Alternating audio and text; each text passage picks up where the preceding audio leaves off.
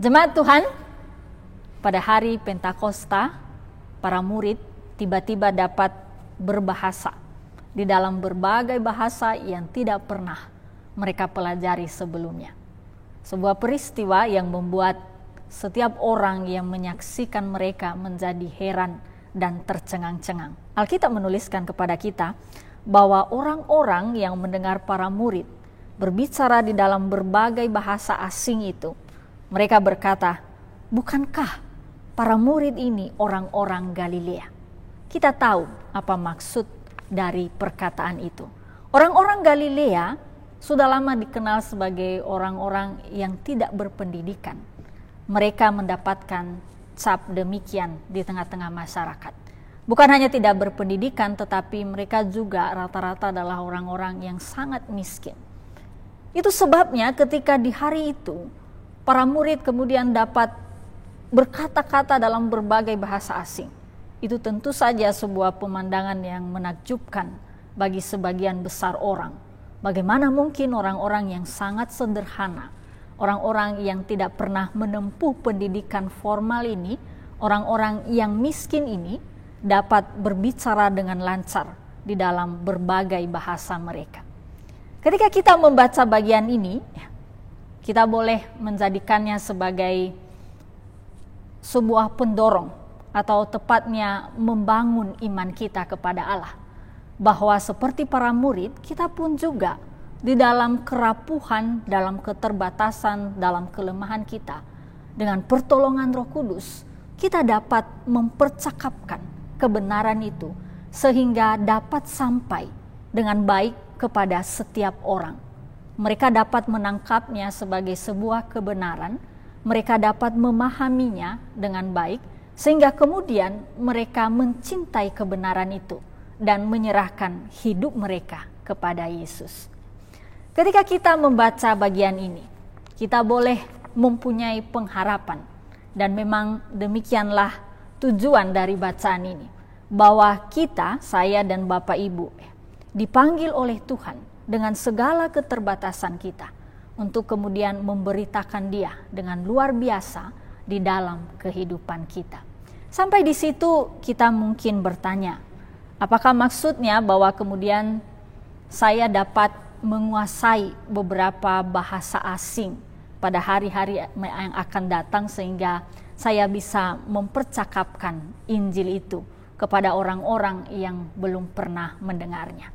Nah, Bapak Ibu, apakah hal itu bisa kita alami? Jika Tuhan berkehendak, saya yakin Dia dapat mengerjakannya di dalam kehidupan kita. Tetapi saya ingin mengajak kita untuk merenungkan bagian ini, membawanya di dalam sesuatu yang sangat sederhana di dalam kehidupan kita. Bukan bagaimana kita menyeberang atau tepatnya dapat berbicara di dalam bahasa asing, bahasa yang tidak kita pakai sehari-hari, tetapi bahkan di dalam bahasa kita yang sudah kita kenal. Mungkin kita bertanya, mengapa hal itu perlu dibahas? Bukankah ketika kita bercakap-cakap dengan seseorang yang jenis bahasanya sama dengan kita, maka kemudian kita tidak perlu membutuhkan bantuan Roh Kudus di dalam hal itu. Saya mau berkata kepada Bapak Ibu bahwa kita justru membutuhkan bantuan Roh Kudus bahkan ketika kita berbicara dengan orang-orang yang mempergunakan bahasa yang sama dengan kita. Mengapa Bapak Ibu? Mengkomunikasikan Injil atau tepatnya kebenaran Allah itu tidaklah semudah yang kita bayangkan. Saya mempunyai pengalaman selama bertahun-tahun ketika saya berkhotbah. Selalu saya bergumul bagaimana saya bisa berbicara dengan baik kepada anak-anak. Bagaimana saya bisa berbicara dengan baik kepada orang-orang yang lanjut usia.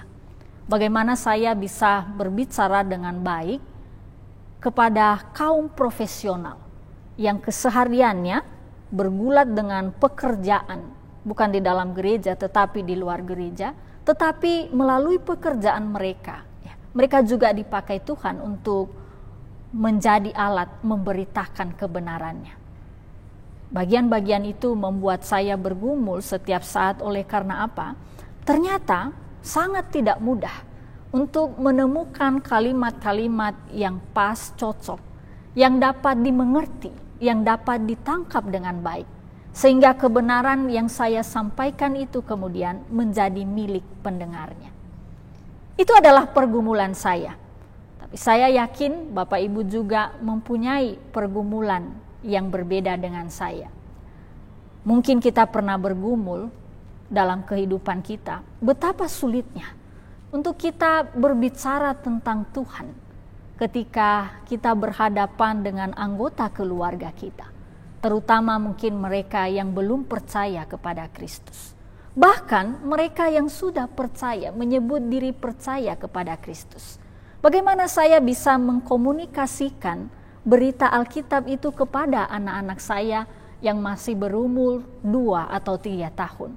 Bagaimana saya bisa menjangkau seorang teman saya yang berpendidikan sangat tinggi? Dia telah menyelesaikan S3-nya sementara saya hanya S1, lalu saya harus menceritakan Kristus kepada dia. Bagaimana saya bisa melakukan itu? Pergumulan-pergumulan ini saya yakin kita semua, terutama Bapak Ibu, mengalaminya. Ketika kita membaca peristiwa Pentakosta itu Bapak Ibu, kita kemudian diberikan sebuah keteguhan dan janji bahwa dengan pertolongan Roh Kudus kita dapat mengkomunikasikan kebenaran itu kepada setiap orang. Setiap perkataan yang keluar dari mulut kita, mungkin dia tidak secara langsung membahas tentang firman Tuhan, tidak secara langsung bercerita tentang perjalanan Yesus ke Golgota hingga kematiannya. Tetapi dengan Roh Kudus, dengan pertolongannya, kita ditolong, kita dituntun untuk dapat mengkomunikasikan itu di dalam setiap ucapan-ucapan kita, di dalam setiap tindakan-tindakan kita ketika kita berhadapan dengan orang-orang yang kita sebut sebagai sesama yang mempergunakan bahasa yang tidak berbeda dengan kita. Roh Kudus di dalam bagian ini memperlihatkan dirinya kepada kita sebagai seseorang yang menolong kita untuk berkomunikasi. Dia menyingkapkan kebenaran-kebenaran itu dan dia menuntun kita untuk dapat menguraikannya dengan baik.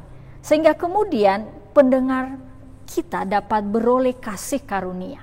Mereka bukan hanya mendengar firman itu, tetapi bahwa mereka juga ditobatkan, jatuh cinta kepada Tuhan, dan bahkan menyerahkan hidup mereka kepada Tuhan. Di hari ini Bapak Ibu, tantangan besar kita pertama-tama saya rasa bukanlah dalam hal kita memberitakan Injil kepada orang-orang asing yang mempunyai bahasa yang berbeda dengan kita, tetapi kembali lagi justru kepada orang-orang yang mempergunakan bahasa yang sama dengan kita.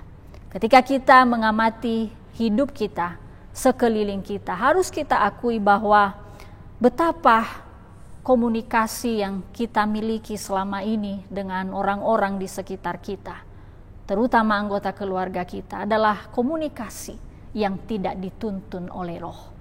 Itu sebabnya kemudian ada banyak anggota keluarga yang lebih senang ketika seorang dari anggota keluarganya memilih untuk mendiamkannya. Karena begitu dia mendengar suara anggota keluarganya itu, maka yang timbul bukanlah damai sejahtera, ketenangan dan keteduhan, tetapi justru menimbulkan kemarahan dan kebencian. Sering sekali yang menjadi persoalan di dalam kehidupan bersama adalah dalam hal kita berkomunikasi. Banyak hubungan yang tidak terpulihkan itu disebabkan oleh apa? Oleh karena komunikasi yang rusak. Roh Kudus hadir memperbaharui hal itu.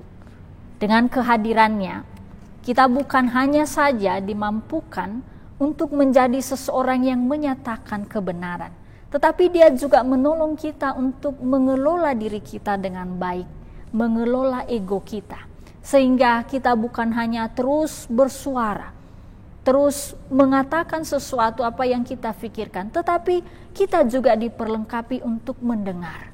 kita diperlengkapi juga untuk memberi tempat bagi suara dan perkataan orang lain. Ketika kita boleh mengalami itu di dalam kehidupan kita, ketika kita mau melatih diri kita, membuka hidup kita untuk hal-hal itu, maka sempurnalah pekerjaan Roh itu di dalam kehidupan kita sehari-hari. Roh Kudus hadir, disebutkan kepada kita di dalam kehidupan orang percaya. Percaya Bapak Ibu, kita tahu betul itu bukan hanya sekedar ucapan, tetapi bagaimana kita menyerahkan diri kita seutuhnya kepada Allah. Ketika dikatakan Roh Kudus hadir di dalam seseorang yang percaya, dengan kata lain sebenarnya mau berkata bahwa dia hadir di dalam kehidupan seseorang yang terbuka, yang siap menerima pekerjaan Tuhan. Orang yang siap dibentuk, yang mau dikelola oleh Tuhan. Disitulah Roh itu dapat bekerja dengan sempurna. Disitulah Roh itu kemudian dapat melahirkan perkataan-perkataan yang membangun, perkataan-perkataan yang menjumpakan seseorang dengan kasih karunia Tuhan, perkataan-perkataan yang meneduhkan, perkataan-perkataan yang membuat seseorang menjadi sadar bahwa dia diampuni dan dia diterima sepenuhnya oleh Allah. Selamat mengalami kehadiran Roh Kudus dalam kehidupan kita. Kiranya dengan kehadirannya kita dapat membangun kehidupan bersama, kehidupan yang sepenuhnya terarah untuk memuliakan Tuhan. Amin.